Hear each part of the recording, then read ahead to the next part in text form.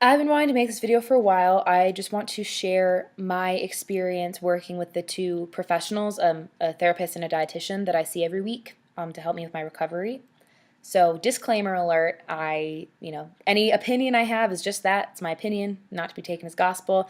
These are just my experiences with my particular dietitian and therapist. It doesn't necessarily mean that your experience will be the same if that's the route you decide to go down. But I get a lot of questions asking about it, and I would like to just shed some light on kind of what my week is like working with these people and what each visit is like. So here we go. I'll start with my therapist because it's the hardest.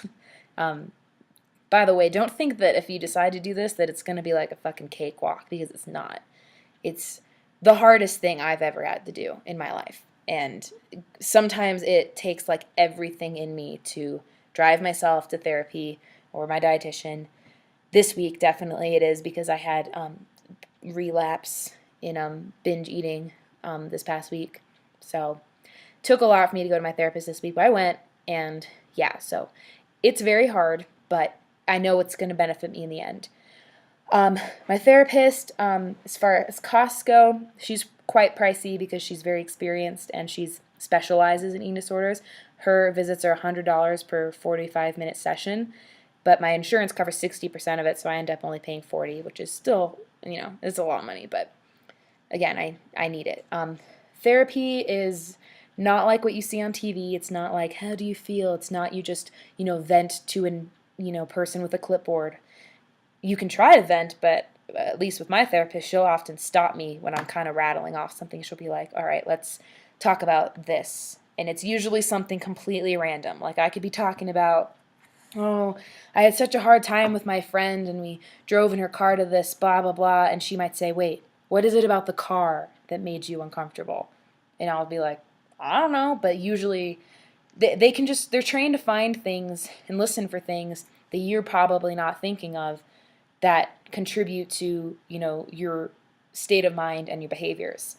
So it's very enlightening. It's very frustrating a lot of the times. My therapist tends to say a lot of things that I really do not want to hear because I'm a stubborn asshole, and it takes a lot of pride for me to like even let somebody help me. So a lot of times I'll be saying like, oh no, I know what I'm doing, and she'll be like, nope. And I'm like, well, fuck. Thanks. But in the end, I know it'll help. And I mean, right now I had a pretty intense session this week, so that's why I'm kind of feeling like right now, because I cried for the first time in front of her, and I always feel like when you cry for the first time, they're always like, yes, I got you to cry, which I know isn't true, but, I'm just feeling a little blah. So don't get me wrong, therapy is necessary if you can afford it, and it's very helpful. It's just really fucking hard. So, yeah, therapy is fun. And then my dietitian, she used to be like head of the dietitian section of the major eating disorder clinic in Denver. And now she's kind of trying to branch off into her own thing. So she doesn't have her own office yet or anything, but so she's a little cheaper. My insurance pays for 80% of it.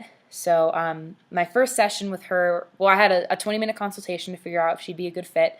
And then I had a 75-minute, when I decided to, go with her, we had a 75-minute like initial consultation thing where we talked about my history with weight, when I thought my eating disorder started, my family history, what I eat on a daily basis, how much I exercise, if my weight's fluctuated like recently, if I weigh myself every day, what I end up binging on, that kind of stuff. And she, at the end of it, made me a meal plan and just kind of a suggestion for how to start that. That session was $100. I paid $20 because my insurance. And then each session after that is $60. I paid $12 because my insurance. And they're half-hour sessions that we just kind of talk about the meal plan, how I did that week. She started having me incorporate challenge foods in my second week of seeing her, which is, to me, I thought was so weird because it was already really hard for me to not follow the meal plan exactly because it was pretty much what I already eat, but it's just a lot more than I'm used to eating, and it's a lot more than most people I know eat. So it kind of gave me a God complex of like, oh, I know exactly what I should be eating. You should all be eating this too. But then eating all this food and also having, I want you to have some ice cream with your meal in addition to like everything else without restricting anything. And this week I was supposed to have cookies, like 2 cookies and a glass of milk with a meal. What was the other one? I think a slice of cake or something like that. And in the past I did pizza. I've done frozen custard. I can't really think of the other ones right now. But just foods that I tend to binge on usually that have now triggered me to not want to eat them because I've kind of developed a little orthorexic tendency towards any food that isn't healthy, as I call it. So that's each session is basically just talking about that. We do talk about feelings, but it's not as in depth as it is with my therapist. It's more like, why do you think you have this feeling attached to this food? Or, that's interesting that you felt this way after eating that, because this is my food journal that I have to keep. I'm hoping after this week I won't have to do this anymore because it's really annoying. Just because I've been doing it for 4 weeks now. Basically, over here it has all my different meals, and you're supposed to write the time and what you ate. In the middle, you circle a number for before and after of your fullness on a scale of 0 to 10. And then over here, you write how you felt before, during, and after. I've just started writing like a single word, whether it's an emotion or a thought or something, a behavior that occurred, because I got kind of like obsessive about it. So yeah, that's my food journal. But she'll look at that and be like, it's interesting that you felt guilty after eating a piece of turkey. I wonder why that is.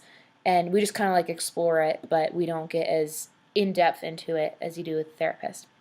Because she's there to help me, get the nutrients I need, but also get some variety, because that's how normal eaters. Basically, her job is to make me a normal eater, which will take a long time, but, we're on the road. So, as far as who I think you should see, if you can only afford one, which I completely understand, I don't know how much longer I'm going to be going to both, because who knows. But if you can only afford one, I think and again, this is all my personal opinion, just based on people I've met and stories I've heard from people I've met. I think if you have a restrictive eating disorder, you probably want to go with a dietitian, because they can help you work towards the amount of food that you're supposed to be eating. And a lot of people I've met with restrictive eating disorders, they don't really know like what they're supposed to be eating or how much they're supposed to be eating, either because they never were taught or because they've been restricting for so long that they just forgot and their bodies do not know how much food is supposed to be going in them.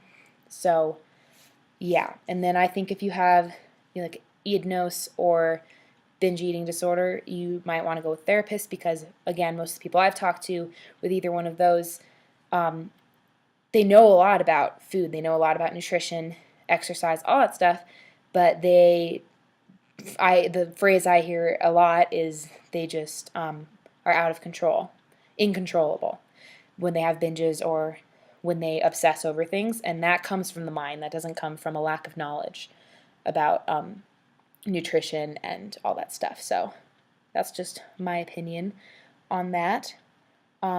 So yeah, that's my experience with those two professionals. Let me know if you have any questions. I'll be happy to answer. If you have a different experience from, whether you think a dietitian or a therapist is best, or if you, have horror stories or anything like that, please feel free to share. And yeah, good talk.